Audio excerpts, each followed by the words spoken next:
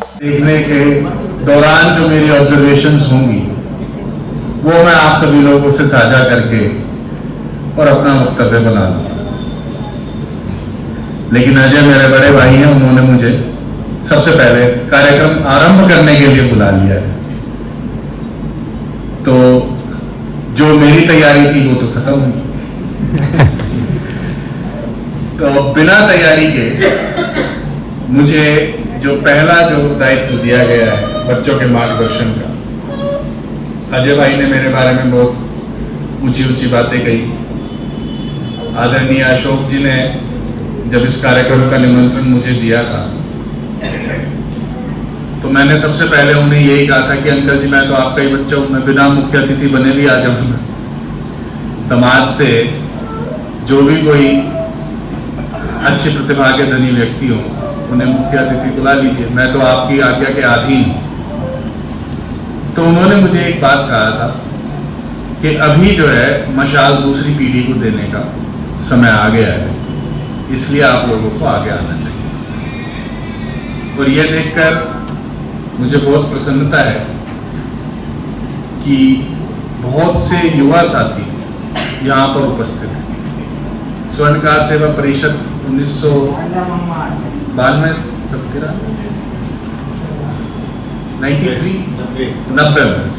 1990 में जब स्वर्णकार सेवा परिषद का गठन हुआ, ये मेरा सौभाग्य था कि मैं संभवतः भिवानी जिले की पहली मीटिंग में भी उपस्थित था।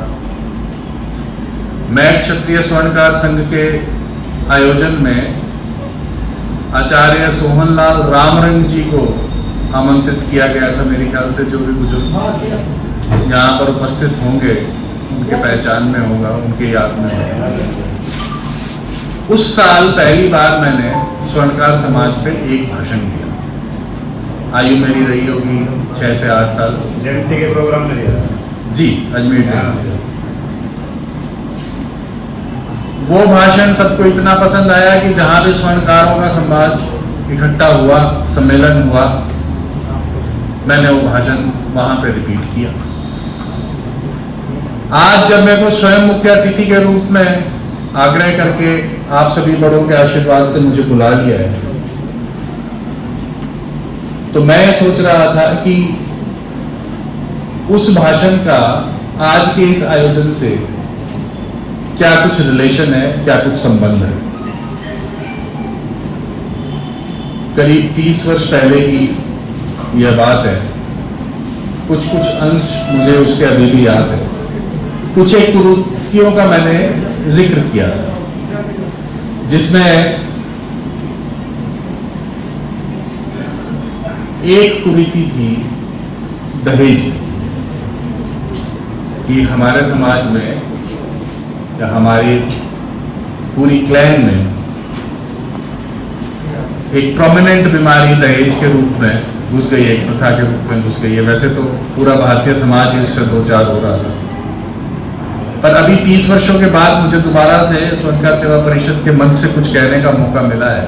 तो मेरा ये प्रश्न है, यहाँ उपस्थित जितने भी आदरणीय मेरे चाचा ताऊ बुजुर्ग हैं और जितने भी युवा हैं,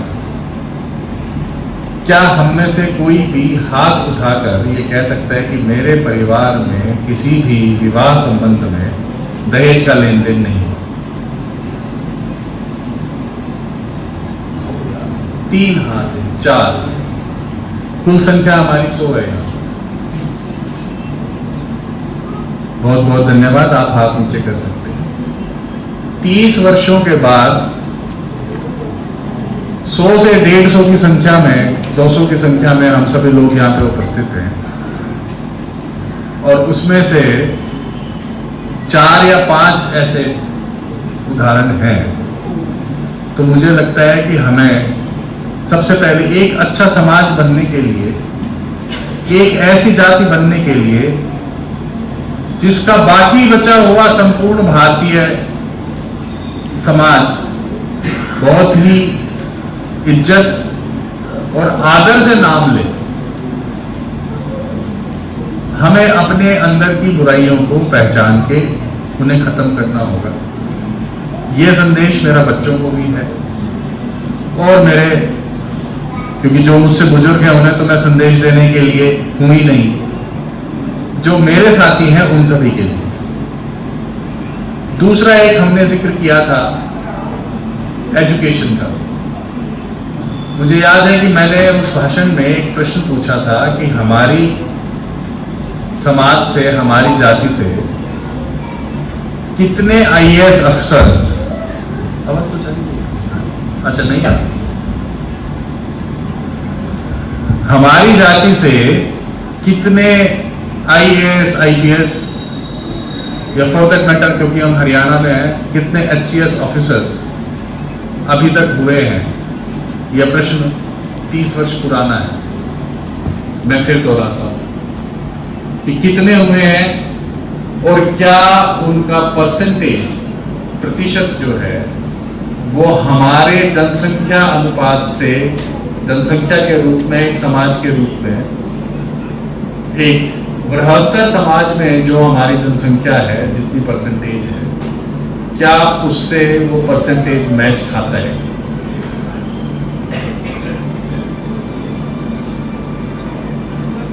एमएल वर्मा जी का बलिदान हुआ था जब पंजाब में आतंकवाद अपने चरम पे था, और हम एक ऐसे जिले में हैं, सौभाग्य से, जिसके जिलाधीश किसी समय में हमारी जाति से रहे हैं।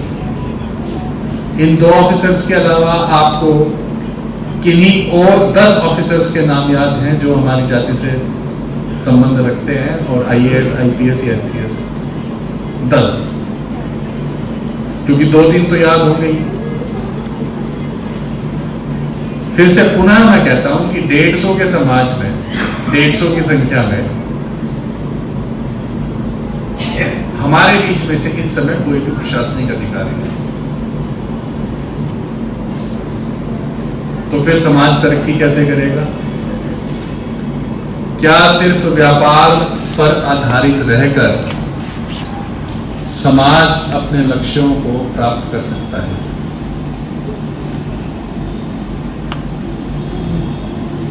इसके लिए हमें 2-3 बिंदुओं पर जोर देना पड़ेगा, फोकस करना पड़ेगा।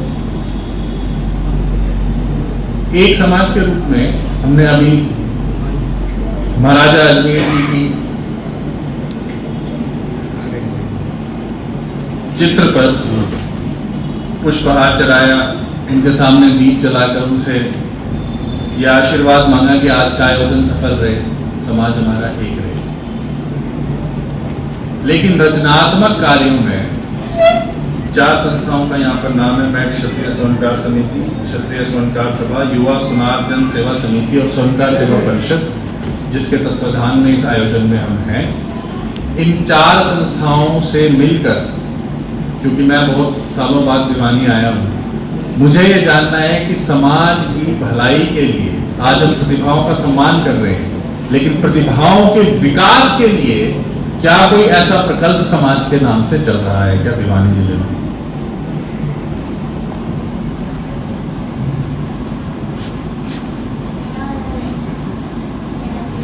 समाज के कुछ ऐसे तबके के लिए, हमारी जाति के, ये जाति शब्द की उत्पत्ति भी ज्ञात से हुई है। ज्ञात यानी जिसका हमें ज्ञान, जिसके बारे में हमें ज्ञान है। किसके बारे में ज्ञान है? क्या ज्ञान है? कि यह किस परिवार से, किस कुल से संबंध रखता है, किस प्रकार का व्यक्ति है। यह ज्ञान होने से ज्ञात हुआ, और ज्ञात से ज्ञाति हुई कि जिन्हें, जो मेरे ही कुल के हैं, जो मेरे ही परिवार के हैं, उन सबको तो मैं जानता हूं। तो इसलिए ज्ञात से ज्ञाति बना, और ज्ञाति से अपभ्रंश करते करते जाति शब्द बन गया कि जो मेरे ही आस पड़ोस के हैं, मेरे ही कुटुंबजन हैं, वो सभी मुझे ज्ञात हैं, और वो उन सबको और मुझे मिलाकर मेरी ज्ञाति है, हमारे समूह की ज्ञाति है, जिसे हमने जाति। पर मैं पुनः ये प्रश्न पूछता हूं कि हमारे समाज के आर्थिक रूप से पिछड़े हुए जितने भी भाई बहन हैं, जितने भी परिवार हैं, जितना भी बड़ा समूह है, उन सभी को मुख्य धारा से जोड़ने के लिए या फिर उनके उत्थान के लिए ये 4 संस्थाएं मिलकर भिवानी जिले में कोई प्रकल्प चला रही हैं क्या?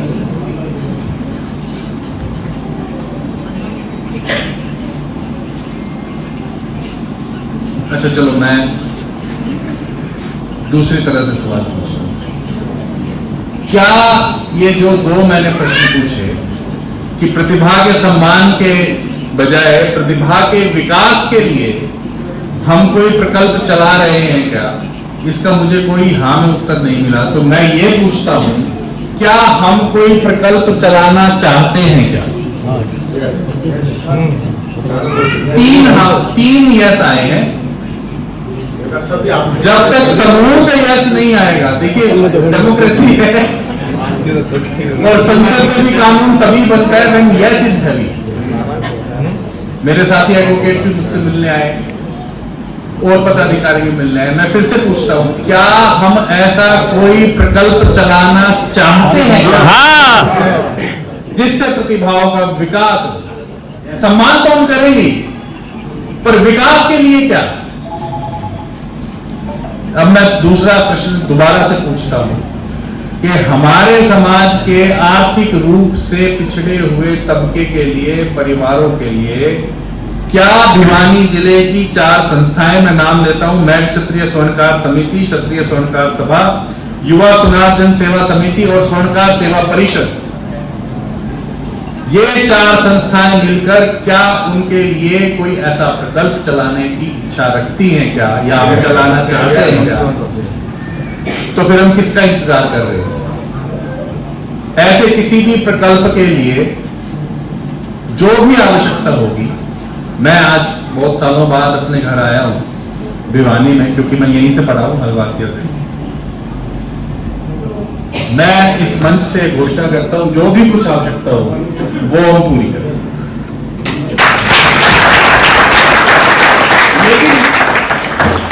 लेकिन उसका प्लान करके दें। तीसरी बात, एक समाज के रूप में हम सबके आगे बढ़ने से इस सभागार में जितने भी मेरे आदरणीय बुजुर्ग मेरे साथी हैं, उनमें से कोई भी ये बता सकता है कि पॉपुलेशन की परसेंटेज के लिहाज से हम किस स्थान पर हैं? कितनी परसेंटेज ऑफ पॉपुलेशन हिंदू, संपूर्ण हिंदू समाज में, स्वर्णकार समाज में?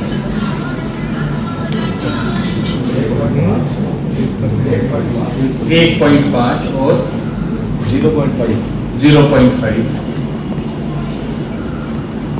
0.67 के आसपास।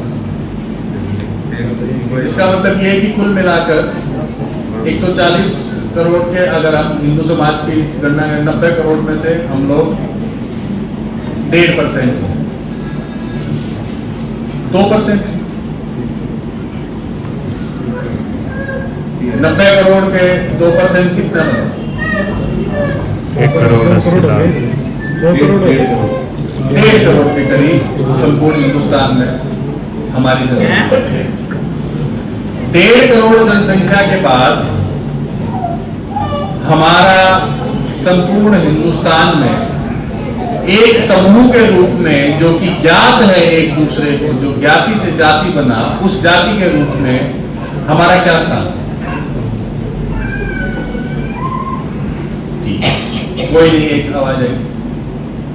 एक पारसी समुदाय है इस देश में, उनकी टोटल जनसंख्या कितनी होगी? आखिरी जनगणना के हिसाब से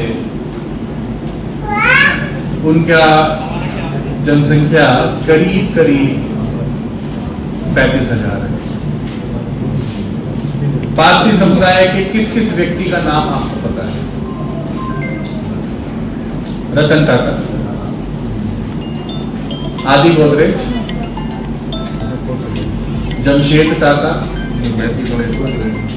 और बस एक टाटा ग्रुप। उसके अलावा एक नाम मैंने बताया गोदरेज, इसके अलावा डॉक्टर होमी जागीर बाबा का नाम सुना? पारसी समुदाय से जिनके नाम पर बाबा जानते हैं। एक 35,000 की जनसंख्या वाला समाज उस पर प्रश्न पूछने पर 3 नाम अभी मैं और भाई साहब जो साथ खड़े हैं हमने डिस्कस किए। अगर मैं 10 मिनट तक डिस्कस करूंगा तो 10 नाम होना चाहिए। मैं अब हमसे ये इस उपस्थित समाज से पूछता हूं, इस लेवल के राष्ट्रीय स्तर, अंतर्राष्ट्रीय तो मैं बात ही नहीं करता, राष्ट्रीय स्तर के ऐसे कितने नाम हम लोग हमारे समाज से बता सकते हैं? हम 1.5 करोड़ हैं, हम 35,000 नहीं। विद ऑल एस्टिमेट्स हम लोग 1.5 करोड़ की जनसंख्या इस देश में रखते हैं, लेकिन क्या हम 150 नाम भी बता सकते हैं?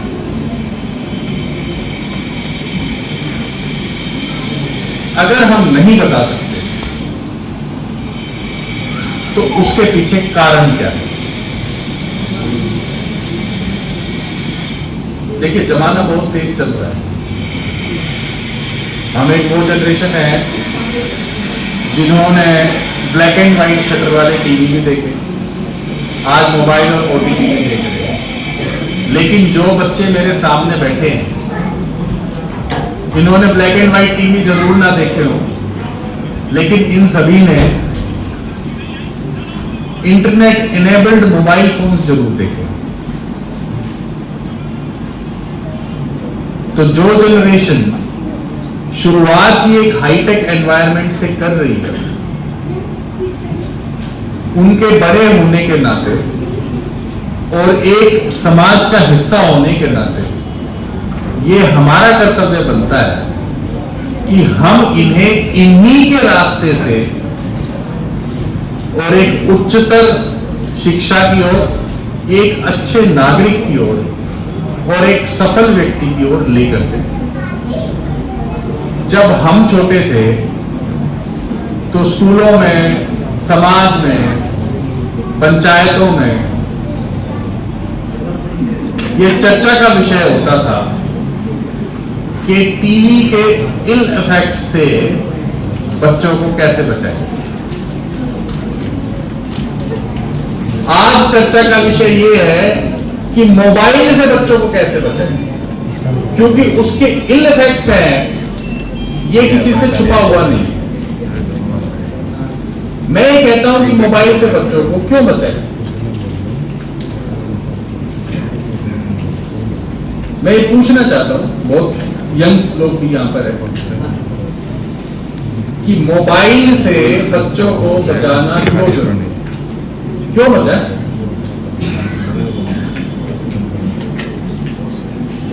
मिसयूज हो रहा है, मिसयूज हो रहा है।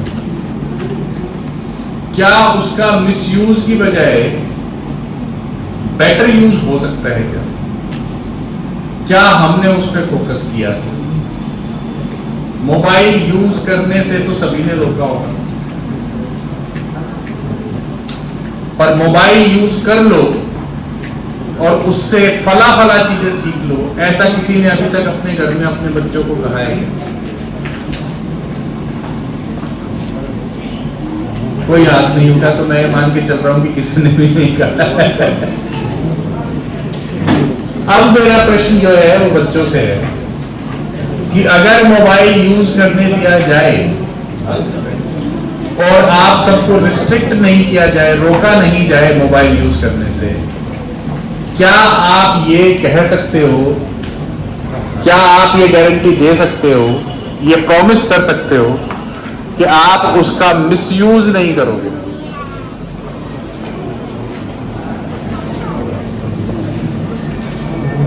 अब ये जो इधर से जो ब्लैंक है बच्चों की साइड से, इसका कारण ये है कि हमें ये पता ही नहीं है कि मोबाइल का दूसरा यूज करें कैसे, और जो यूज हम कर रहे हैं उसके लिए तो मम्मी पापा मना कर रहे हैं, घर पे बड़े मना कर रहे हैं। देखिए, ये एक छोटा सा मैं एग्जांपल लेना चाहता था एंड मैं बहुत खुश हूं कि वो एग्जांपल मेरा साकार हो गया आपके सामने, कि टेक्नोलॉजी जिस तरह से एडवांसमेंट हो रही है, हम सभी के घरों में, मैं कोई ऐसा अकेला इंजीनियर नहीं हूं, हम सभी के घरों में बहुत सारे बीटेक्स हैं, हम सभी के घरों में बहुत सारे ऐसे लोग होंगे जो अलग अलग सॉफ्टवेयर कंपनी में काम कर रहे होंगे, भारत में, विदेश में। लेकिन फिर भी हम सभी इस बात से अनभिज्ञ हैं कि मोबाइल का एक बेटर यूज भी हो सकता है मिस यूज की वजह। हमारे बच्चे भी नहीं जानते हैं और हम भी नहीं जानते। अब ये फिर से एक प्रश्न लेके आता है कि अगर हम इस लेवल पे रहेंगे तो वो जो 35,000 वाले जो समाज हैं, जो छोटे समाज हैं, जिन्होंने बहुत तरक्की कर ली है, 1.5 करोड़ का स्वर्ण समाज इस लेवल पे रह के उनका मुकाबला। सबसे पहले तो कार्यक्रम के आयोजकों की पूरी प्रशंसा होनी चाहिए और हम सभी को मिलकर एक बार कार्यक्रम के आयोजन के लिए, इस सफल कार्यक्रम के आयोजन के लिए कम से कम तालियां जरूर बजा के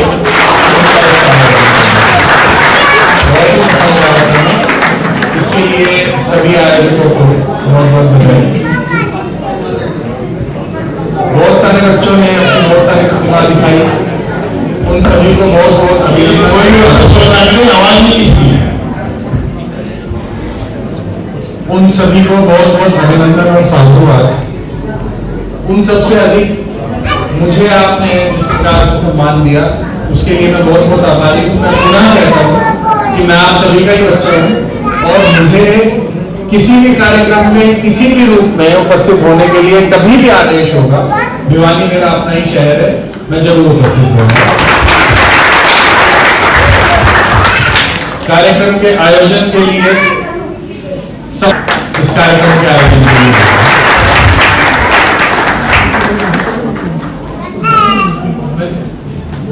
मैं बचाती हूँ। वकील की जेब से पैसे निकलवाना बहुत मुश्किल होता है। 5,000 रुपए की राशि बची। मैं जहां पर ये पहले जो संबोधन था वो जहां खत्म किया था, वहां से आगे सिर्फ 2 बात बोल कहूंगा।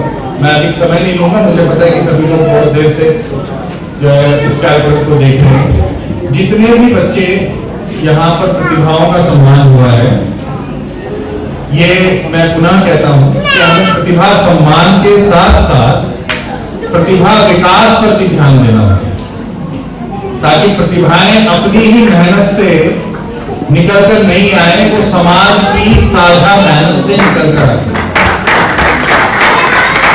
अभी बहुत सारे ऐसे पेरेंट्स थे जो कि 1 बार, 2 बार, 3 बार, जितने बच्चे उतने बच्चों के लिए 3 बार आकर यहाँ पर मंच पर उनका सम्मान किया। क्या हम ऐसा नहीं चाहेंगे कि हम सभी के जितने भी बच्चे आगे निकल कर आए उनका हर कार्य क्षेत्र में सम्मान हो? तो इसके लिए एक कोई ऐसी कार्य योजना हम सभी को मिलकर बनानी चाहिए। दूसरा, ये पहली बार मैंने देखा है किसी कार्यक्रम में जहां पर हम अचीवर्स का सम्मान कर रहे हैं पोस्ट ग्रेजुएशन। सिर्फ 10वीं और 12वीं में अच्छे नंबर लाने पे प्रतिभाओं का सम्मान हो, सिर्फ वो बात नहीं है। सिर्फ कक्षा में प्रथम आने वाले बच्चे का सम्मान हो, वो बात नहीं है। आज हमने कुछ एक ऐसे बच्चों का सम्मान किया जिन्होंने एमएससी के बाद जेआरएफ नेट का एग्जाम क्लियर किया, किसी ने बीटेक में 75% मार्क्स लिए, किसी ने डॉक्टर बनने के बाद अच्छा काम किया। क्या इन बच्चों को मैं जितने भी बच्चे यहाँ पर इनाम लेने के लिए आए थे, मैं सबसे पूछा था अच्छा आगे क्या करना है। 12वीं कक्षा में जिन बच्चों के मार्क्स अच्छे थे मैंने उनसे भी पूछा, क्योंकि कैरियर की शुरुआत है, क्या अपने समाज से प्रतिभाओं को इकट्ठा करके हम कोई कैरियर काउंसलिंग उनके लिए अरेंज कर सकते हैं? ताकि एक ऐसी स्टेज में जब उनको एक कैरियर चूज करना है 12वीं कक्षा के बाद, तो उनकी मदद हो सके, या फिर किसी एक स्पेसिफिक कैरियर चूज करने के बाद क्या समाज के लोग जो ऑलरेडी उस प्रोफेशन में है वो हेल्प कर सकते हैं। ये कुछ एक बातें ऐसी है जो हमें सोचनी चाहिए, जिस पे हमें कार्य योजना बनानी चाहिए और उस पर आगे अमल लेके आना। ऐसा ना हो कि प्रतिभा सम्मान सिर्फ हम अपने बच्चों का करते रह जाए और बाकी समाज ना करे। हमें ऐसे बच्चों का प्रतिभा सम्मान करना है जो पहले ही समाज से सम्मानित होकर आए हैं, चाहे वो स्वर्णकार समाज है, चाहे वो किसी भी समाज है। जब तक सभी जगह पे आइडेंटिटी हमारी नहीं बनेगी, तब तक ऐसे बड़े आयोजन करते रहने से डिजायर्ड आउटकम जिसको हम कहते हैं, जो हमें वांछित परिणाम जो चाहिए वो नहीं मिल पाएगा। 2-3 लोग ऐसे हैं जिनका इस मंच से सम्मान करना या इस मंच से उनको धन्यवाद करना बहुत जरूरी है। विनोद जी हैं, बहुत देर से आयोजन से जुड़े हुए हैं और ये स्टेज में भी हेल्प कर रहे हैं। विनोद जी के साथ में बहुत ही ज्यादा कॉन्फिडेंट आपकी, अच्छा इनकी बेटी है श्रेया, तो आपको भी वैश्य कॉलेज में प्रोफेसर है, इन्हें यहाँ पर सम्मान के लिए क्यों नहीं हुआ है?